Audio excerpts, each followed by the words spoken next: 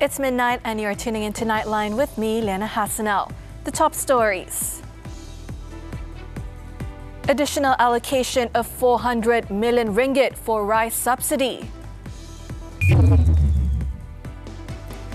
And deteriorating air quality, Putrajaya activates measures from National Haze Action Plan.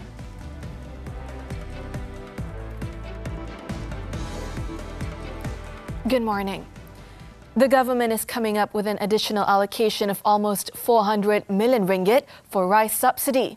In announcing this on Monday evening, the Prime Minister said that the approval was done to address the increase in the price of rice. Datuk Sri Anwar Ibrahim stressed that if the problem prolonged, the government will increase subsidy allocations. Kementerian Kewangan kena tambah wang bagi subsidi. Apa keputusan? Mak Sabu tanya, saya kata, jangan naik harga beras tempatan. Tapi beras tempatan tak cukup kerana orang yang biasa beli beras import, dia tengok beras import tu dah naik harga, dia pun beli beras tempatan. The Prime Minister said this when speaking at Feldas Carnival in Pelangai, Bentong. He added the problem of price increase for rice is not just in Malaysia, but almost all countries in the ASEAN region. The price increase came after 18 countries blocked and reduced the export of rice. Anwar guaranteed that local rice prices will remain controlled. For people in Sabah and Sarawak who consume imported rice, the government will provide subsidies and guarantee that the price of rice in the two states will not exceed 31 ringgit. In the meantime, Agriculture and Food Security Ministry will implement 4 drastic intervention measures to reduce the people's woes on the price hike of imported rice and the rise in demand of local rice.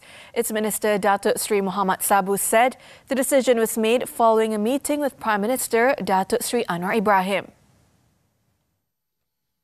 At a special media conference in the federal capital on Monday, Muhammad said one of the intervention measures is the empowerment of local white rice distribution through the Federal Agricultural Marketing Authority, FAMA, which will be expanded by increasing distribution in suburban and rural areas. Oleh kerana margin jualan baras putih tempatan hanya 50 sen bagi kampit 10 gram, maka kerajaan akan menyalurkan kos pengangkutan kepada pihak FAMA. In the context of Sabah and Sarawak, Muhammad noted that the government will be absorbing the price of local white rice from October 5th to enable it be obtained at a retail price of 31 ringgit per 10 kilograms. The minister added another intervention measure was the new procurement of rice under the government contract, which would use local white rice. And to focus on inspection and enforcement, the Integrated Special Task Force for the Enforcement of White Rice Operations has been launched. When asked about developments on the government-to-government meeting with India's Agriculture and Farmers Welfare Ministry, he said India would reply to all of Malaysia's requests this week. The government and its agencies involved in haze disaster management will be enhancing prevention efforts and immediate action in light of the deteriorating air quality in the country on Monday. Department of Environment Director General Datuk Wan Abdul Latif Wan Jaafar said the measures will be implemented under the National Haze Action Plan. The move was made after 9 locations continue to record unhealthy air pollution index (API) readings as of 10 p.m. compared to 12 locations recorded earlier in the day. According to the DOE Air Pollutant Index Management System (APIM's) website, Nilai Negeri Sembilan has the highest reading of 159, followed closely by Cheras, Kuala Lumpur at 157. Also logging unhealthy air quality readings are Seremban and Port Dickson, which reported 153 and 132 respectively. Despite the situation has slightly improved, the public is still urged to exercise caution due to the persistent unhealthy air quality. Alif Yunus reports.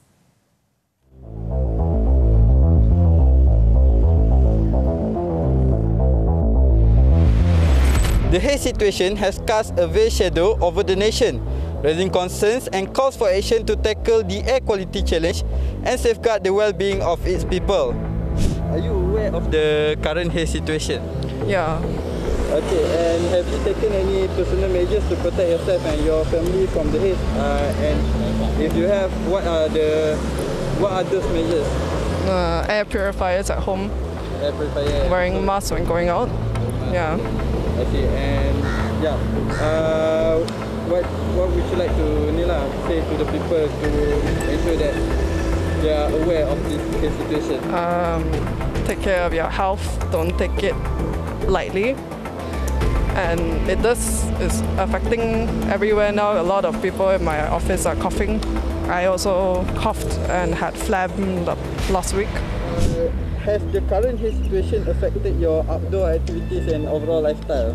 Probably for now it's not so serious. Maybe in future they have any news from the government, so we will take extra effort to get more safety in that. Has the current haze situation affected your outdoor activities and overall lifestyle? Not really, because I'm still doing what I'm currently doing, which is going to my university and going outside, doing outdoor activities. Do you think that the current haze situation has affected your outdoor activities and overall lifestyle? Should be yes, but because my work is require me to stay indoor, and also I didn't go for the outdoor activity, so I think it's okay for me for now. Yeah. Despite some public indifference to the haze, the looming health risks associated with it remain a serious concern. According to Malaysian Medical Association MMA President Dr. Azizan Abdul Aziz, preventive measures are still crucial to mitigate the haze impact on health. Concerning the haze, the Malaysian Medical Association advises the public to keep themselves updated on the latest Air Pollutant Index or API by often checking the news from reliable sources. If the API reading in your area is at an unhealthy level above 100, it is then advisable to stay indoors and only go out when it is absolutely necessary. Wear an N95 face mask when outdoors and drink plenty of plain water to stay hydrated if your area is affected by the haze, as proper hydration can help soothe the throat and any lung discomfort. She also stressed that increased physical activity during haze raises the risk of respiratory issues by allowing more airborne particles into the system due to heightened breathing rates.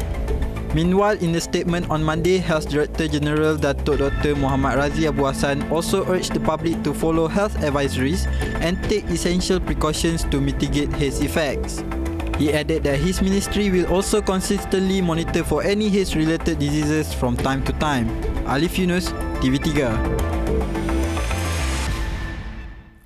Earlier, Education Minister Fadlina Siddiq stressed that schools have been ordered to comply with the set guidelines following the haze affecting some areas in the country. She said one of the stipulations in the guideline is schools cannot conduct outdoor activities if the Air Pollution Index API reading exceeds 100. The minister added that her ministry often stressed that such guidelines apply to everyone and must be followed to avoid any untoward incident. The ministry is also seeking the advice of the Health Ministry regarding recommendations to close schools or wear face masks. Deputy Prime Minister Datuk Sri Ahmad Zahid Hamidi, meanwhile, said he had instructed all relevant agencies to prepare for any possibilities that could affect the people's lives. As Central Disaster Management Committee Chairman, he then advised the people to stay vigilant of the current haze situation and warning from the authorities. In a social media post on Monday, Zahid urged the public to verify and keep track of the latest information from the official websites of government agencies, such as the Environment Department and Malaysian Meteorological Department or the My Cuaca mobile application. He said the country is facing a dynamic change of weather following the monsoon transition to warm and dry weather, as well as the high reading of the Air Pollutant Index API in certain states.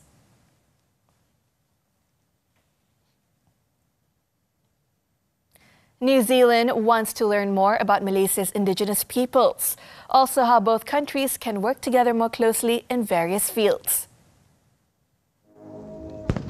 The Governor-General of New Zealand, Dame Cindy Kiro, said this on her maiden 4-day visit to Malaysia beginning Sunday. She said Indigenous exchanges are taking place across a range of areas such as health, education, tourism, and biodiversity. With this in mind, Kiro added that she was looking forward to a visit to Gombak this week to learn more about the Orang Asli people and how we can work together more closely. She said this at the state banquet hosted by Yang di-Pertuan Agong Al-Sultan Abdullah Riayatuddin Al-Mustafa Billah Shah at Istana Negara. Early in the morning, Kiro was accorded a state welcome at Istana Negara, where she and her husband, Dr. Richard Davies, were greeted by the Yang di-Pertuan Agong and Raja Permaisuri Agong. Kiro said Indigenous links provide a special richness to New Zealand and Malaysia's relationship, where centuries ago, her Maori ancestors sailed from this part of the world to Polynesia, to Aotearoa, New Zealand. On another note, she said both countries also cooperate on many shared challenges, such as transnational organized crime, counter-terrorism, and countering violent extremism. Kiro's visit reflects the importance of Malaysia and New Zealand's long-standing bilateral relations and multifaceted cooperation, which were officially elevated to the level of strategic cooperation in May 2023. New Zealand is Malaysia's second largest trading partner in the Pacific region, with total trade between the two nations reaching 6.32 billion ringgit as of June this year, an increase of 15.3% from 5.48 billion ringgit recorded in the same corresponding period in 2022. Meanwhile, Prime Minister Datuk Seri Anwar Ibrahim paid a courtesy call on the New Zealand Governor-General at a hotel in Kuala Lumpur. In a Facebook post on Monday, Anwar said during the meeting with Kiro, which lasted about 30 minutes, they discussed efforts to further strengthen the bilateral relationship between both countries, as well as exchange views on international issues of mutual interest. Also present at the meeting were Youth and Sports Minister Hannah Yeoh, who is also Minister in attendance, Foreign Minister Datuk Seri Zamri Abdul Kadir, and New Zealand High Commissioner to Malaysia Pam Chong Dun. The last state visit by a New Zealand Governor-General was by Dame Patsy Reddy in December 2017. Applications for foreign workers in the 3 subsectors involving barbershops, textiles and goldsmiths will be opened on October 10th. Human Resources Minister V. Sivakumar said the application will run until the quota of 7,500 foreign workers allocated for the subsectors is reached. Pada 8 September 2023, di mana dalam mesyuarat itu Jemaah Menteri telah bersetuju untuk memberi kelulusan 7,500 pekerja asing di bawah 3 subsektor tersebut. Speaking at a media conference in Putrajaya on Monday, Sivakumar stated that the 7,500 quota also includes existing foreign workers of about 5,000 employed in the 3 subsectors based on the Immigration Department's records. However, the application must be made by employers registered with Indian Commerce Associations and no extension is allowed. The move was in line with the government's announcement last month to reopen the intake of foreign workers for the 3 subsectors, which had been frozen since 2009. Facing a 14-year labour shortage, Indian barbers are welcoming the government's decision to partially lift the hiring freeze in the sector. FMT's Jason Desmond and Amir Fakri have the report. Going to an Indian barber is an experience. From a speedy haircut to a precise shave with razor-sharp blades and a pièce de résistance, a relaxing head massage with Ayurvedic oil that just melts your stress away. But while customers leave looking refreshed and feeling relaxed, the same cannot be said for Indian barbers. A hiring freeze imposed in 2009 barred the recruitment of foreign workers, leading to a manpower shortage. But reinforcements may be on the way. Prime Minister Datuk Seri Anwar Ibrahim's recent announcement that Putrajaya will partially lift the freeze means barbers can finally breathe a sigh of relief. An estimated 7,500 migrant workers are set to arrive to work at goldsmiths, barbers, and textile shops. The hiring freeze imposed on Indian barbers really affected us, But now, they announced that the freeze has been partially lifted. And that makes us very happy. The partial lifting of the freeze is music to the ears of barbers like Rajiv Bai, originally from Tamil Nadu in India. He hopes there will be no further restrictions on intake of foreign workers for this sector. And it is easy to understand why. Getting locals to work as barbers is challenging. Deva, a barber in Brickfield, says few Malaysians want to work in barbershops.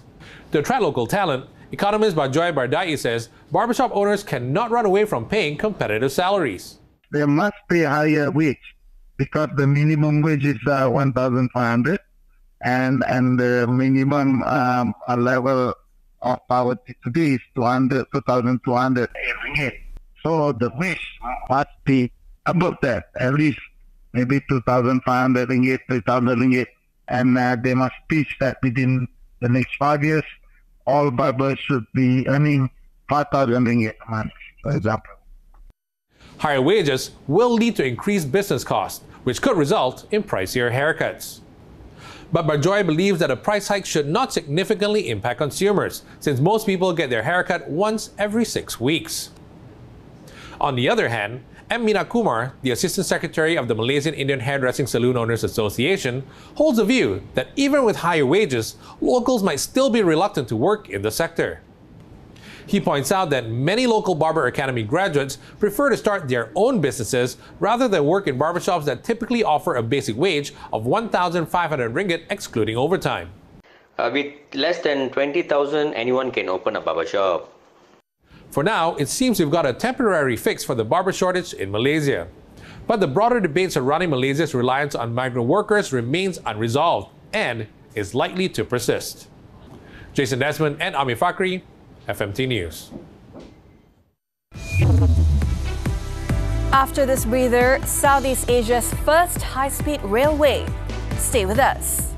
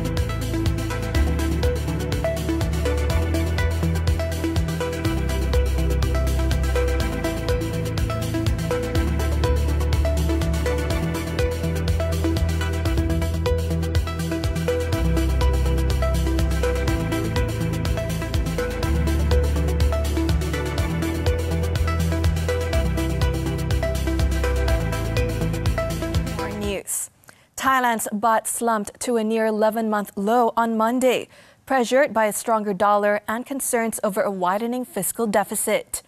The baht depreciated by up to 0.6% to 36.785 per dollar, on track for its worst day since August 3rd, as it remained under pressure due to surging oil prices, concerns over a widening fiscal deficit due to higher spending by the new Thai government, and weak economic data.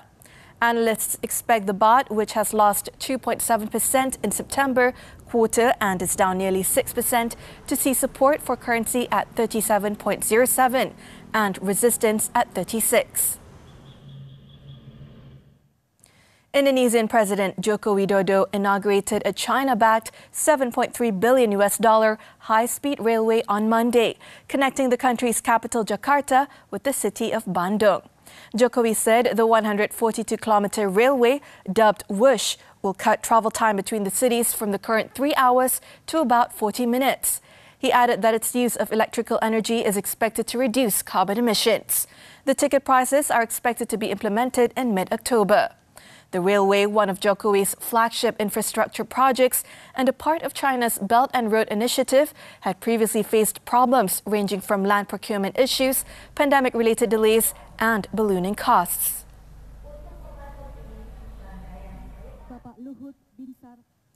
At least 10 people, including 3 children, were killed on Sunday when the roof of church came crashing down on a baptism ceremony in northeastern Mexico. The incident at the Santa Cruz Church in Ciudad Madero occurred shortly before 2:20 p.m. local time, with about 100 people in attendance. It was reported that at least 60 other people were injured, 2 of them seriously, and dozens more were trapped underneath the rubble. The exact cause of the collapse has yet to be identified, as the walls did not appear to have been blown outward, nor was there any indication of an explosion.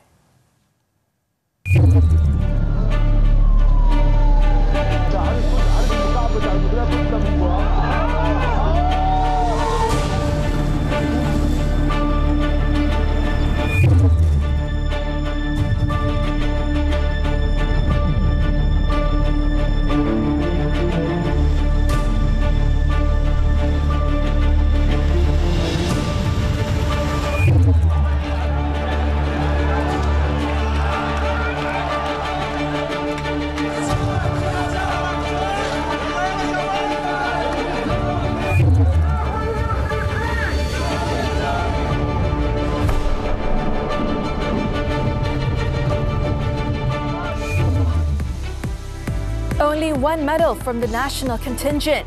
Action from Hangzhou after this breather.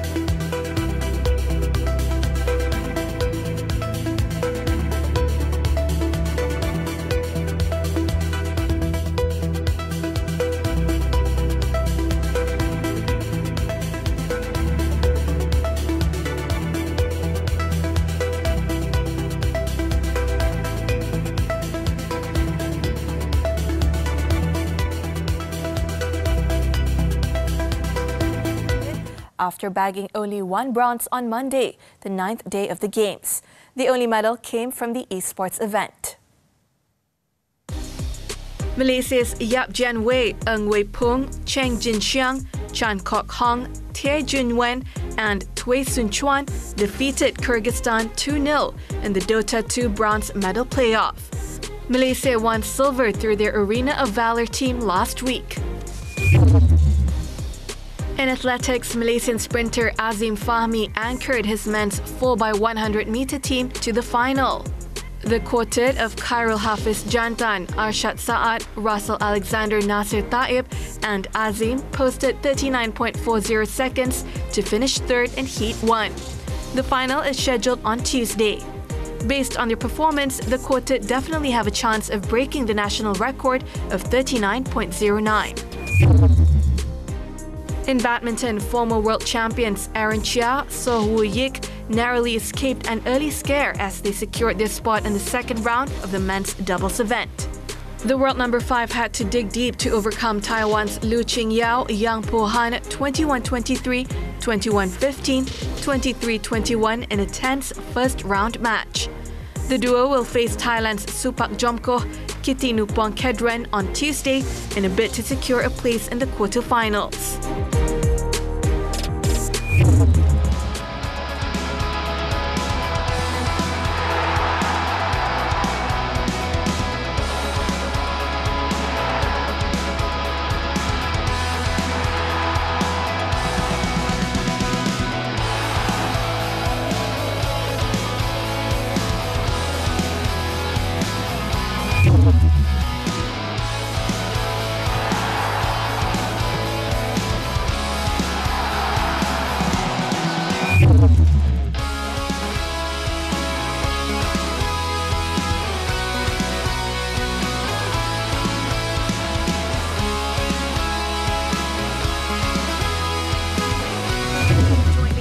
With trafficking the drugs. More to come, 11 charged over 19 kilograms of drugs. The charges were framed under the Dangerous Drugs Act 1952. They face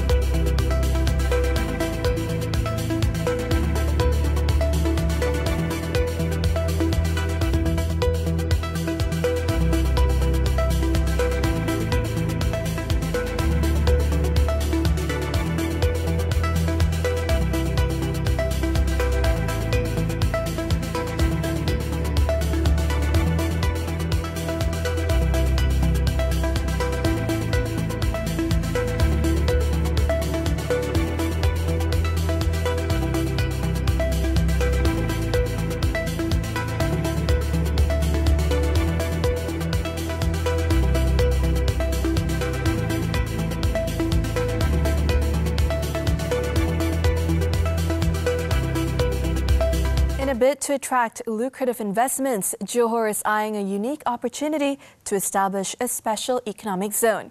But in an ASEAN market bustling with economic hubs, how will it stand out? FMT's Danish Raja Reza and Rex Tan have the report. A battle for investments is raging on. Countries in the region are going all out to lure investors to their shores in the aftermath of the COVID-19 pandemic. Neighboring Thailand and Indonesia are opening up special economic zones, or SEZs. The goal?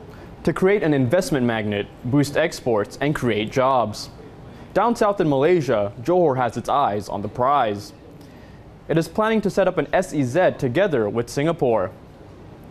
Johor Menteri Besar Dato' Onn Hafiz Ghazi believes the SEZ can help the state flourish like China's coastal city of Shenzhen once it is realized. Shenzhen, which is near Hong Kong, was once considered a sweatshop hub. An SEZ was established in the 1980s, and today, Shenzhen is an economic powerhouse. But with Thailand and Indonesia setting up SEZs, how will Johor stand out from the rest? One Belt, One Road Friendship Association Secretary General Chew Kok Peng says the key is positioning itself as an alternative to Singapore. Since many Chinese internet-based corporations like TikTok have established a presence in Singapore, can we target industries such as data centers, storage centers, logistic warehousing centers for all these big telco internet-based related companies, as Johor's lands are comparatively sufficient? And it makes sense. After all, Johor is just a stone's throw away from Singapore and it has impressive infrastructure. But there are real challenges. Ease of movement between Singapore and Johor Bahru is a must if we want this special economic zone to be successful. Without this convenience, Johor Bahru and Johor with Singapore will encounter difficulties in reaping economic benefits.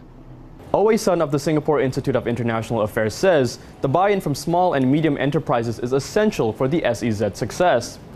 Shenzhen Special Economic Zone was successful because there were eager participants from all over China who swarmed there and in the process developed the economy there.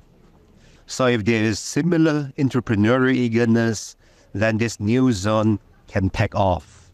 There are certainly challenges that Johor needs to overcome, particularly traffic congestion, to make the SEZ a reality. And efforts are already underway. Since assuming office, Onn Hafiz has made easing traffic flow between Johor and Singapore a key priority, to the point of going down to the ground to sort things out himself. What is certain is that the proposed SEZ holds significant opportunities, not just for the southern state, but the country and the economy. Danish Rajareza and Rex Tan, FMT for Nightline. 11 individuals, including 2 minors, were brought before the Johor Bahru Magistrates Court to face 3 counts of trafficking various types of drugs weighing over 19 kilograms last month. No plea was recorded from all of them as the case falls under the jurisdiction of the High Court. The charges against Yek Zhu Ji, 19, Tan Chi Seng, 21, Ho Jia Lurk, 24, Kenny Lu, 24, Ui Ji Wei, 27, and Chong Chu Nam, 32, as well as 3 women, namely Eva Chua Min, 19, Pang Jing Yi, 22, and Goh Yung Cheng, 30, and the 2 17-year-old boys were read before Magistrate R. Sharmini. They were jointly charged with trafficking the drugs at a house in Taman Bukit Skudai on September 23rd. The charges were framed under the Dangerous Drugs Act 1952. They face the death penalty or life imprisonment, and if not sentenced to death, must be punished with not less than 15 strokes of the rotan upon conviction. The court set November 2nd for mention.